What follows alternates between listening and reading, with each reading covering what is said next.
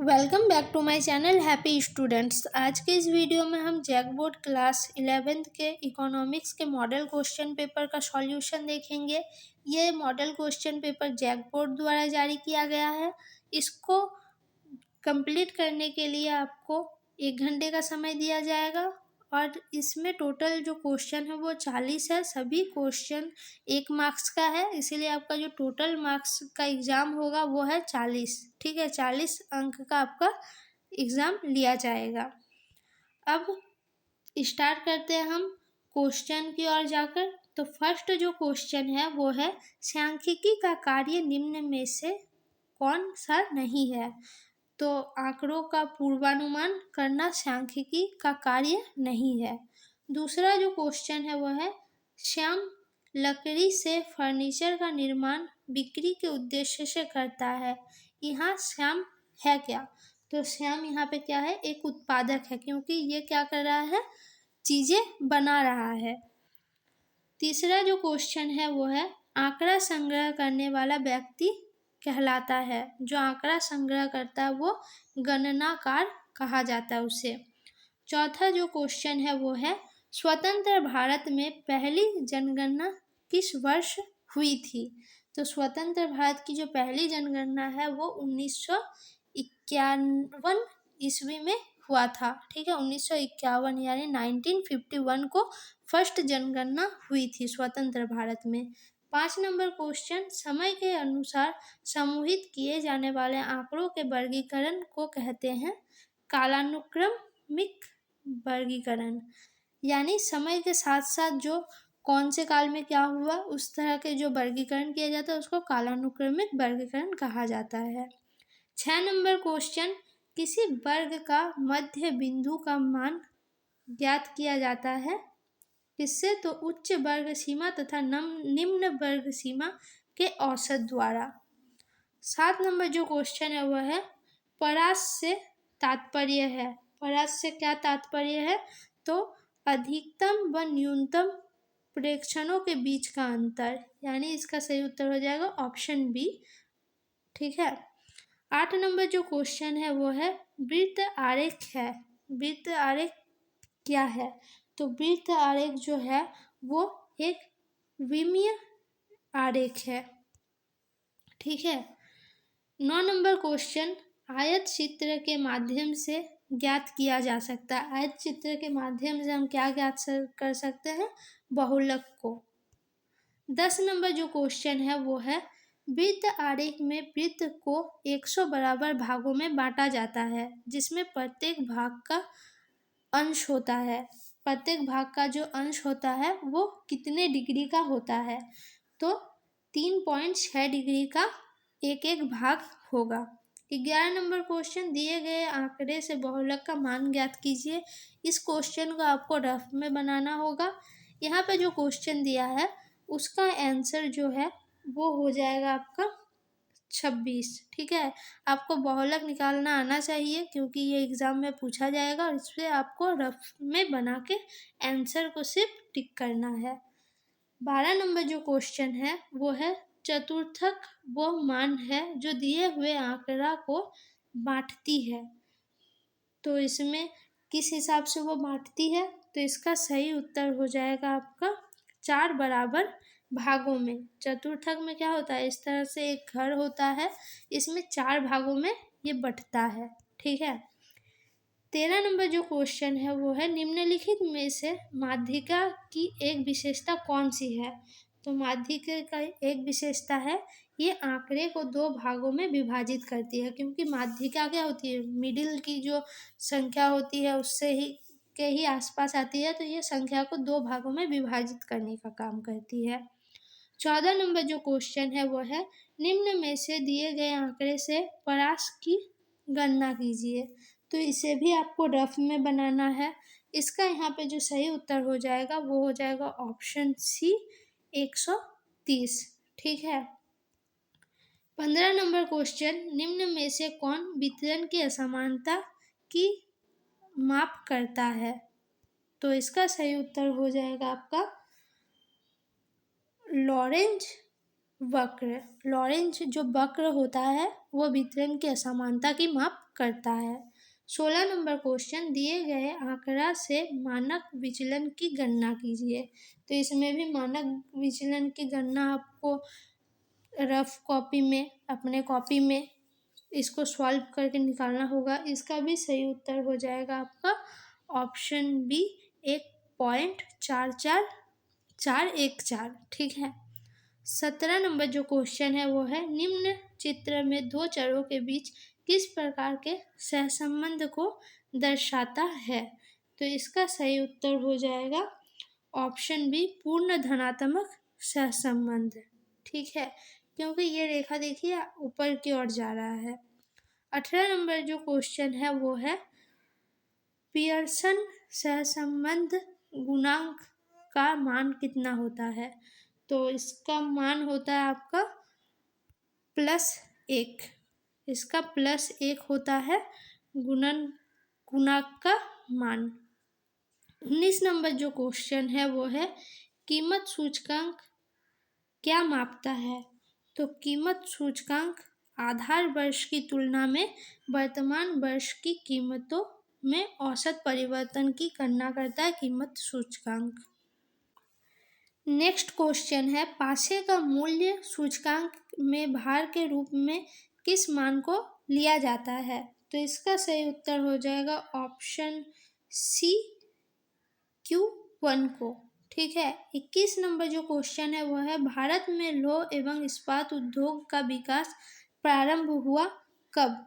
तो भारत में लौह और इस्पात का जो उद्योग का विकास है वो आपका 20वीं शताब्दी में प्रारंभ हुआ। 22 नंबर क्वेश्चन, भारत में जनांकीय संक्रमण का प्रथम सोपान किस अवधि को माना जाता है। तो इसका सही उत्तर हो जाएगा वर्ष 1921 से पूर्व, यानी 1921 के पहले की जो अवधि है उसी को जनांकीय संक्रमण का प्रथम अवधि माना जाता है। 23 नंबर क्वेश्चन, भारतीय राष्ट्रीय नियोजन में प्रयुक्त शब्द पंचवर्षीय योजना किस देश से ली गई थी। तो इसका सही उत्तर हो जाएगा ऑप्शन सी, पूर्व सोवियत रूस। ठीक है, ये काफ़ी इम्पोर्टेंट क्वेश्चन है क्योंकि पंचवर्षीय शब्द हम कहीं ना कहीं ज़रूर सुनते हैं, लेकिन ये किस देश से ली गई है ये हम नहीं जानते, तो इसको याद रखिएगा, ये काफ़ी इम्पोर्टेंट है।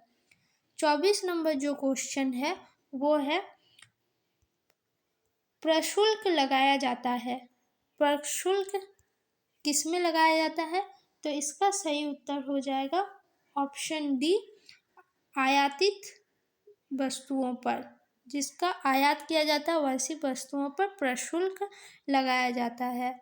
25 नंबर क्वेश्चन, भारत जैसे देशों में लघु उद्योगों को प्रोत्साहित करने के क्या कारण हो सकते हैं।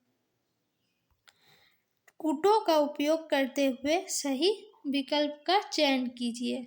तो भारत जैसे देश में लघु उद्योगों को विकसित करने का जो कारण है, इसको आपको कूटों का प्रयोग करते हुए सही विकल्प का चयन करना है। तो इसका जो सही विकल्प हो जाएगा वो हो जाएगा इसका ऑप्शन सी, एक और दो दोनों। ठीक है, यानी निम्न पूंजी की आवश्यकता और अधिक रोजगारों का सृजन, ये दोनों है इस अधिक से अधिक प्रोत्साहित करने का कारण। 26 नंबर जो क्वेश्चन है वो है, विश्व व्यापार संगठन का गठन किस वर्ष किया गया है। तो इसका सही उत्तर हो जाएगा ऑप्शन डी, 1995 ईस्वी को। 27 नंबर क्वेश्चन, नई आर्थिक नीति 1991 के 3 उपवर्ग क्या क्या है। तो 3 उपवर्ग में जो है वो आपका आएगा ऑप्शन डी में, क्योंकि उदारीकरण, निजीकरण और वैश्वीकरण ये तीनों ही उपवर्ग हैं, तो इसीलिए नई आर्थिक नीति 1951 का 3 उपवर्ग ये सभी माना जाता है।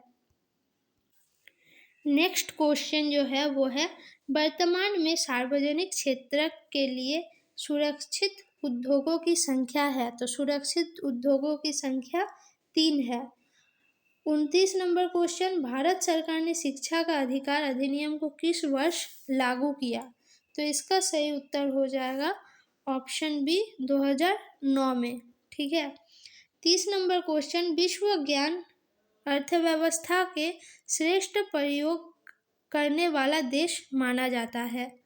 विश्व ज्ञान अर्थव्यवस्था के श्रेष्ठ प्रयोग करने वाला देश माना जाता है आपका आयरलैंड को। ठीक है। 31 नंबर क्वेश्चन, मानव पूंजी के संदर्भ में निम्न कथन और कारण पर विचार कीजिए। यहाँ पे कुछ कथन दिया है और एक कारण दिया है। कथन है मानव पूंजी अदृश्य होती है, और कारण है यह धारक के मस्तिष्क में रची बसी होती है।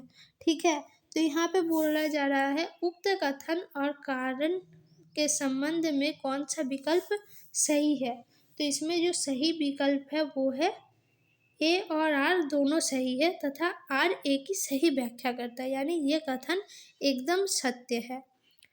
32 नंबर क्वेश्चन, ऑपरेशन फ्लड का संबंध है तो दुग्ध उत्पादन से। ठीक है। दूध के उत्पादन से ऑपरेशन फ्लड का संबंध है। 33 नंबर क्वेश्चन, पर्यावरण मित्र प्रौद्योगिकी का संबंध निम्न में से किससे है। तो इसका भी सही उत्तर हो जाएगा ऑप्शन ए, कृषि में जैविक खाद के प्रयोग से इसका संबंध है। 34 नंबर क्वेश्चन, भारत में अधिकांश श्रमिकों के रोजगार का स्रोत निम्न में से क्या है। तो प्राथमिक क्षेत्र, भारत एक कृषि प्रधान क्षेत्र है, तो इसमें अधिक से अधिक लोग क्या है, प्राथमिक क्षेत्रों में लगे होने के कारण भारत का अधिकांश जो श्रमिकों का रोजगार का स्रोत है वो प्राथमिक क्षेत्र ही है। 35 नंबर क्वेश्चन, निर्माण मजदूर निम्न में से क्या कहलाते हैं। जो निर्माण कार्य में लगे होते हैं मजदूर, वो दिहाड़ी मजदूरी वाले श्रमिक कहलाते हैं। ठीक है। क्योंकि वो दिन जाता है और दिन हिसाब से ही वो रोजगार करते हैं। उनका एक फिक्स होता है, एक दिन में हम 200, 300, 400 जितना आपसे बात होगा उतना ही लेगा। तो ऐसे मजदूरों को दिहाड़ी मजदूर कहा जाता है। 36 नंबर क्वेश्चन, नवीकरणीय संसाधन का एक उदाहरण है। क्या है एक उदाहरण। तो वो होगा आपका ए और बी दोनों, क्योंकि वनों में पेड़ और समुद्र में मछलियाँ, ये दोनों चीज क्या है, नवीकरणीय संसाधन का एक उदाहरण है। 37 नंबर जो क्वेश्चन है वो है चिपको आंदोलन का उद्देश्य क्या है। तो चिपको आंदोलन का जो उद्देश्य था वो था आपका हिमालय पर्वत में वनों का संरक्षण करना। हिमालय पर्वत में जो वन है उनका संरक्षण करना ही चिपको आंदोलन का उद्देश्य था, पेड़ पौधों की कटाई को रोकना। 38 नंबर क्वेश्चन, वैश्विक उष्णता का प्रमुख कारण क्या है।